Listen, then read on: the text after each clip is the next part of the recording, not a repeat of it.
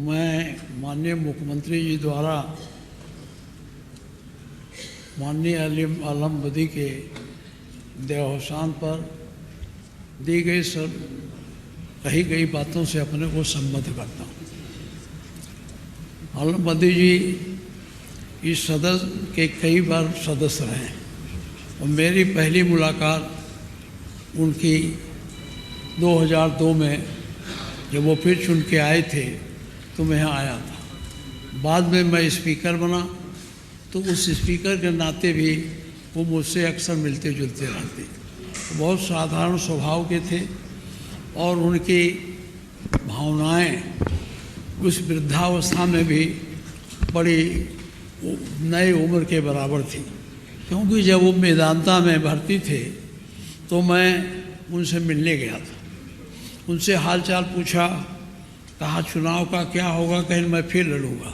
हमने कहा इस उम्र में आप लड़ोगे, कहीं मेरे पास वो उमंग है, वो ताकत है कि मैं लड़ सकता हूँ। मैं उनको समझाया कि अपने बेटे को दे दो लड़ने को। कहने नहीं मैं ही लड़ूंगा।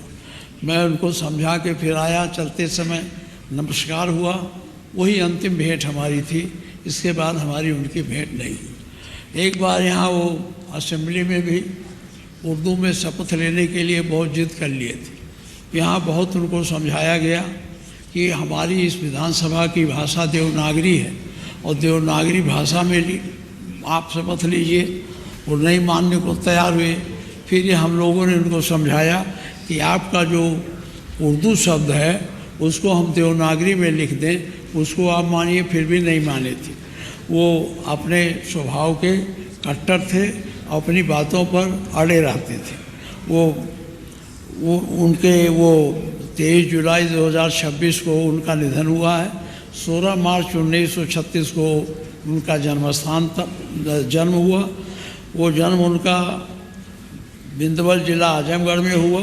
वो intermediate diploma in electrical and mechanical engineering की शिक्षा प्राप्त किए थे।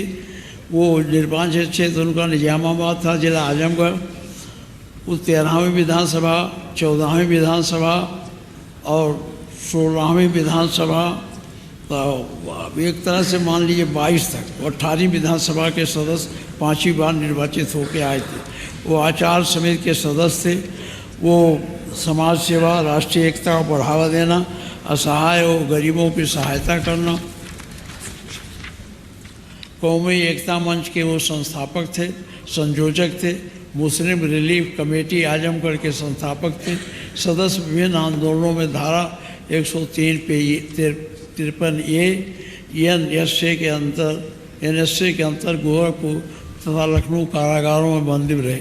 देश के रोशन मुस्तकबिल की राह कौमी एकता के शीर्षक की पुस्तक लिखी, जो अभी तक प्रकाशाधीन नहीं है। मैं अपने तरफ से तथा अपने दल के तरफ से उन्हें इस अवसर पर श्रद्धांजलि और श्रद्धा सुमन अर्पित करता हूँ।